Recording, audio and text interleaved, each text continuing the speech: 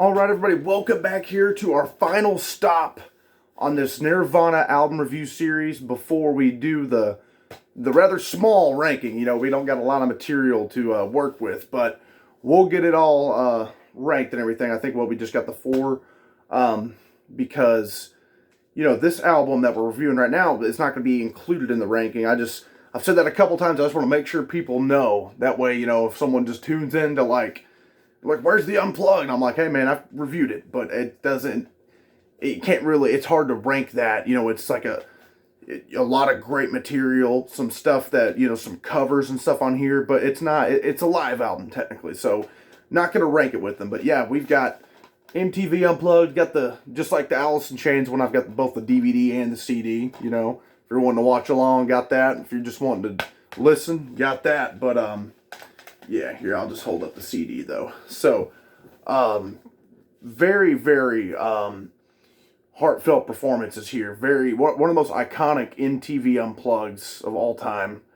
Very, very famous for, you know, being one of, if not their last, I don't think it was their last live show, but I mean, it was one of them, and it came out, obviously, I think, I was reading somewhere where it came out, after, like, to the public after Cobain's death, like a couple of months after the fact, you know, to CD and DVD and all that. So that also kind of, you know, and really, it's really haunting it's really haunting performance because it was so close to his death and everything.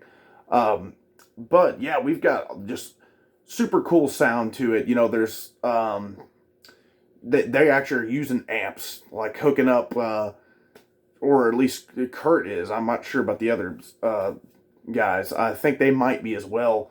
So that's kind of different for an Unplugged show. You know, they've got, you know, their acoustic guitars hooked up to amps and stuff. But yeah, very, very cool and unique sound. So I mean, I think it was a pretty cool choice. But with all that being said, we'll just jump right into it with the first track that comes off their first album, Bleach, About a Girl.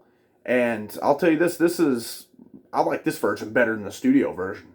More stripped down, raw. I mean, this is the version most people know, really, is this Unplugged version. And I think it's an incredible rendition of this song. And it's the one that people know for a reason. And, I mean, it really, I mean, the original version, you know, it fits and everything, like what it is, you know, kind of an upbeat, just real quick jam. But this just stripped down nature of this version of the song really helps, and that's going to be the case for a lot of these. It really just adds this extra layer to it, but especially on this one, I think it was a perfect choice to open the show. Then we've got Come As You Are, which of course comes off Nevermind. Another really, really cool version here that I really like the tone that's going on, again, with that amp. You know, it's acoustic electric, so it's got a really cool tone to it on the guitar and stuff, instead of just playing it on straight up acoustic like a lot of the other Unplugs. So I mean, that adds, I will say, for this one, I do prefer the original version of the song, but because it's got kind of even, I like the tone even more on that, kind of a watery kind of tone to it. But very cool version of this song, just very well performed and everything. Then we go with track number 3, which is a cover, apparently, of an old Christian song or something, but they're doing it by the band The Vaselines, their version of it. Jesus Doesn't Want Me for a Sunbeam. Very pretty performance. Very cool cover. I like how Chris Novoselic gets the, you know, the accordion out and everything. Which, by the way, I also got to mention, too, that Pat Smear's on guitar on this one, because he had joined the band at this point, so he's doing, you know, some guitar work in the background as well. And just very, very cool. And also, there's a cello. They got some friend of theirs who's playing cello on some of these tracks, which is really prevalent on some of the other ones we'll talk about. But Jesus Doesn't Want Me for a Sunbeam, very pretty song. I'd say one of my favorites off here, just really chill and got a really, really cool feel to it, a very warm feel to it. So I really like their cover of that. And this might be the biggest song off here, one of the ones that's most well known for this album is, and it's their cover of David Bowie's "The Man Who Sold the World." And I gotta say, I like it better than the Bowie original. And I like Bowie original, uh, but man, this one is just, again, with that cool tone and just the delivery of this was just incredible. Nirvana really opted out of playing, some of their biggest hits. I mean, they did play obviously some hits on here and stuff, but they threw in some of these covers, and that really, and that adds to like how memorable this performance is. You get to hear them do some stuff that they hadn't done, So their cover of "Man Who Sold the World" is also one of my absolute favorites off here. Very very cool version of the song. It's just got I mean, it fits them so well. I've met people who didn't even know it was a cover, right? Who just thought it was a Nirvana song that they did for this album, but no, it's a David Bowie cover, but I do got to say I like this version better. Then we go with Penny Royal Tea, which Kurt just uh, goes into playing by himself, just him and the guitar, which is really cool. Kind of a very emotional take on this song, which I do really love this song. One of the best ones off In Utero. And I think this is I might actually like this version better. I like the way, I just really like how stripped down this one is. No drums, no nothing. It's just a guitar and Kurt singing. Very, very amazing and emotional version of this song. So I think it was pretty cool how he, you know, went ahead and did one just by himself and stuff. Really, really cool. Then we go with another one from In Utero, Dumb. And this one, I like this version better than the In Utero version. And it's because I mean, I know the version on In Utero, I'm pretty sure had some violin or cello, something going on in there, but you can really, really hear its richness on this version, that cello going on and stuff. It's just a really amazing version of this song that I think just takes the cake, man. It's one of the best off here as well. Um, it just a fantastic. Again, this is one of those ones that heavily you can very well hear the cello going on in here and just the light kind of drumming going on and stuff. So another one that's one of the best off here. Then we go with one off Nevermind, Polly, which another just awesome one. I kind of go back and forth on whether I like this version of Polly or the Nevermind one better. They're both incredible, but both are very just raw songs as it is. I kind of right now I'm kind of leaning more towards this version. It sounds more, filling. It kind of fills. There's more to the song, I think, on this version with like the instrumentation and everything on this version of it. Then we go with another Nevermind one, On a Plane, this is a really cool version. I probably like this version better than Nevermind one. See, that tells you how good this Unplugged is, man. I love, again, just the stripped down nature of it, just kind of more chilled out version. I think it might be a little bit slower slightly than the studio version, but that kind of adds to this whole thing, to this version of the song. So another just fantastic rendition of one of their songs. Then we've got Something in the Way, which, the closer of Nevermind. Very, very cool version here. Although I think I would take the studio one here. There's something about that dark, like the studio version of this track is much more darker. But this, don't get me wrong, incredible, incredible version of the song, for sure. Then we get the Meat Puppets, who come out and, they cover some of their songs here, which I'm not really delved into a lot of their stuff. They're kind of, I mean, I've checked out some of the songs, like even besides these ones on here, and I'm like, it's all right. Maybe I need to look into them again. It's been a long time. But, and I know of the 3 songs they cover, I do prefer this cover versions of those Meat Puppet songs. But they start off with Plateau, one of my favorites off here. Just very, very cool song.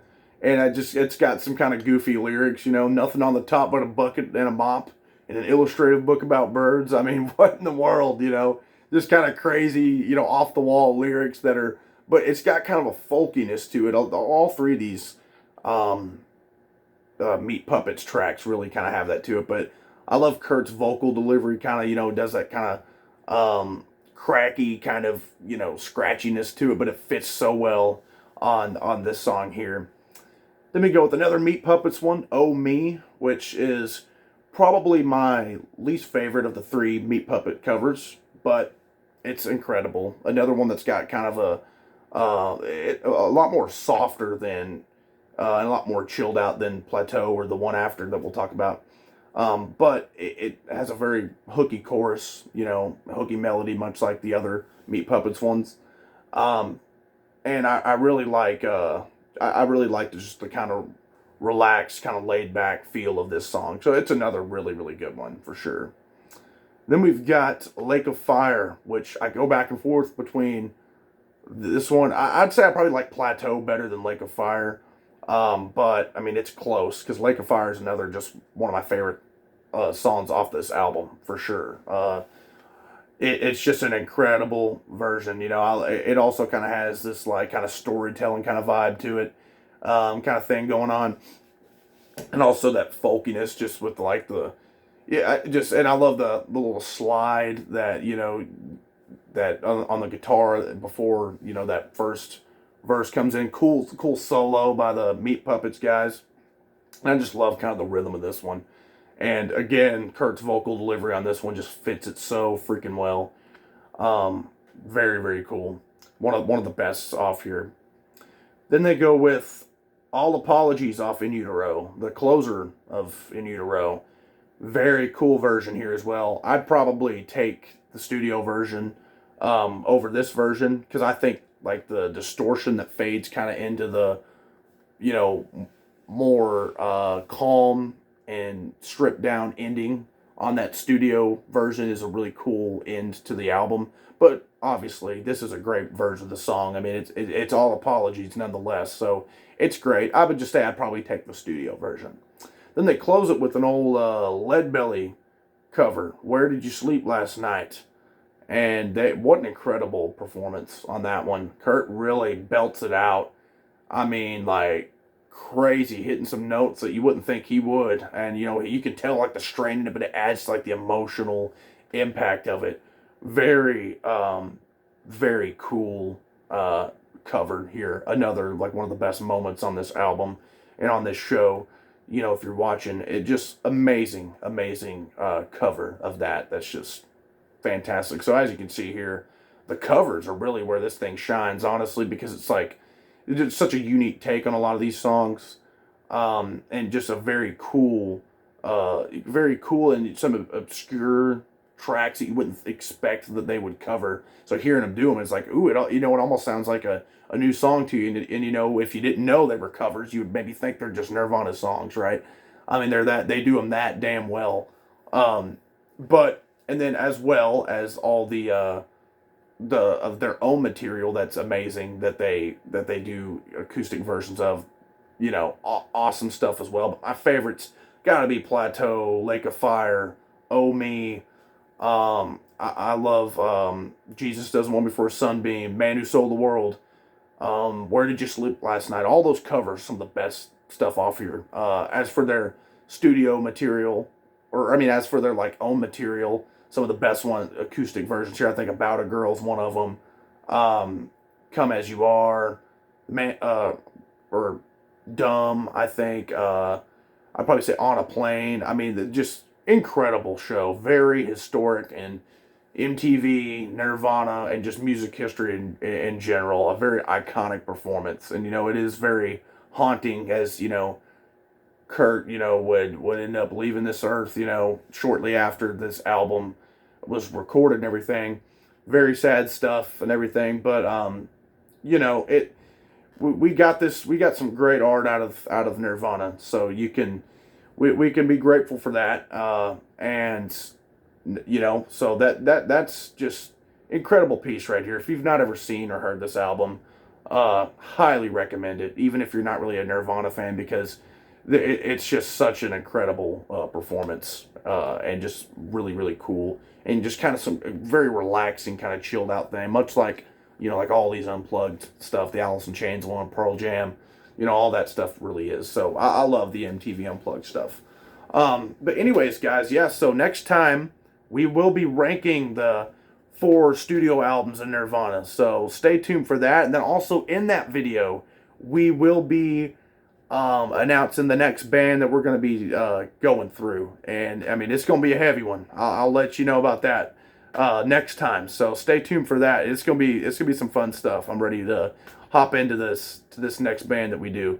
But anyways, guys, yeah, let me know what you guys think of this thing. Where were you when you saw it or first watched it or whatever, and what kind of, what do you think about this performance and everything? So, and as always, we can, I can't wait to see all your guys' rankings down there in the comments and stuff. So, looking forward to it. Anyways, guys, like, subscribe, and comment. Thanks.